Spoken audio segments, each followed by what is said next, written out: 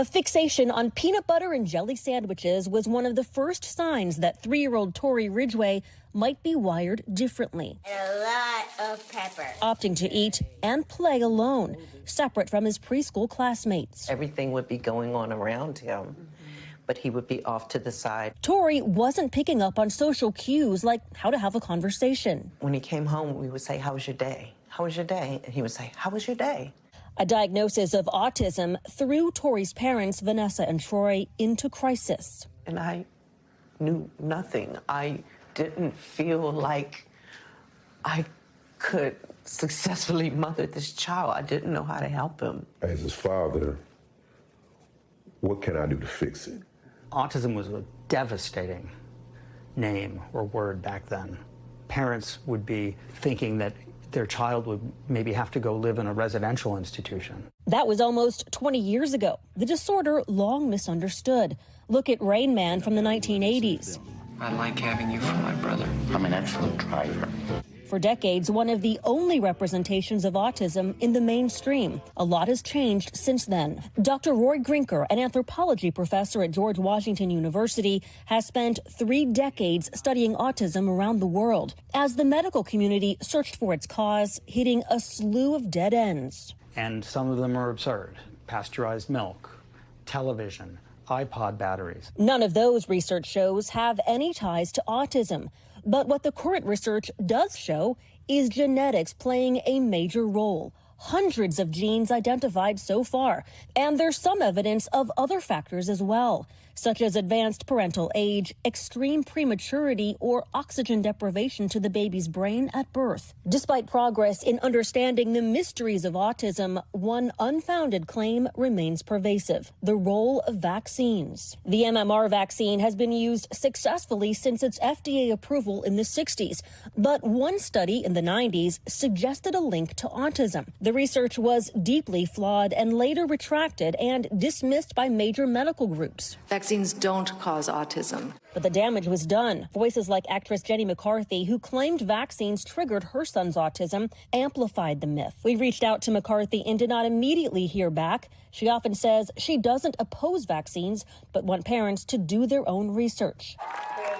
The phrase becoming a rallying cry as vaccine hesitancy spread through the country way before COVID-19. Now an NBC News investigation showing vaccine rates for kids have declined in more than 3/4 of U.S. counties, all despite at least 16 robust population-based studies from different countries debunking any connection between vaccines and autism.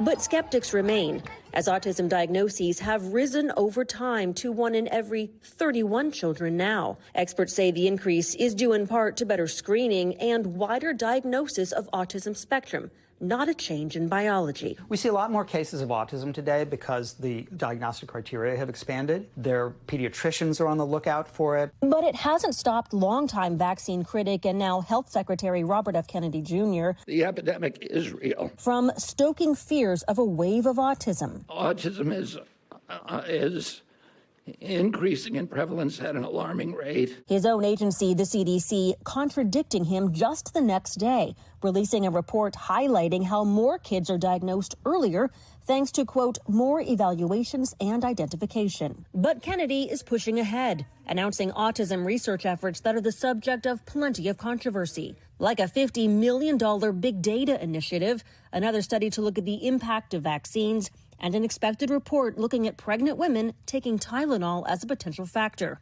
There is no conclusive link. Instead, studies show that there are more risks for mom and baby when women have fevers during pregnancy. In a statement, an HHS spokesperson said, "We are using gold standard science to get to the bottom of America's unprecedented rise in autism rates.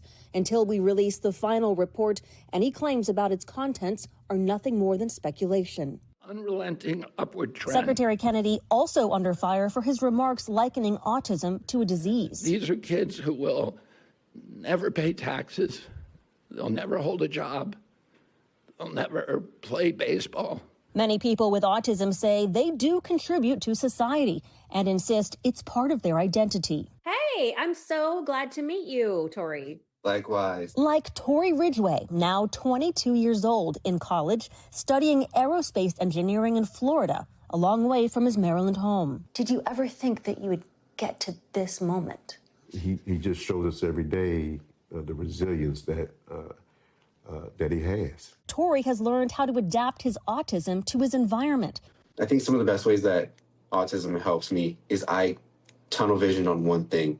We hyperfixate on something, and when we become really, really good at it and really knowledgeable about it, for me, that is aircraft, that is fighter jets. That's not to say I know everything about it, but I know a lot at this point, and I'm still learning a lot. As the country learns more about autism and how to help those living with it thrive. So details of the report have been pretty much kept under wraps. However, we do anticipate it's going to look at environmental exposures. Now, I can break a little bit of news for you. We anticipate that report will be unveiled either September 29th or 30th. Mark your calendars for that. Now, families like the Ridgeways, however, say that they're not really interested in learning more about the causes of autism spectrum disorder. Tori's mom, Vanessa, tells me her son and other kids with this kind of disability really just need services to help them thrive. Tom? We thank you for watching, and remember, stay updated on breaking news and top stories on the NBC News app or watch live on our YouTube channel.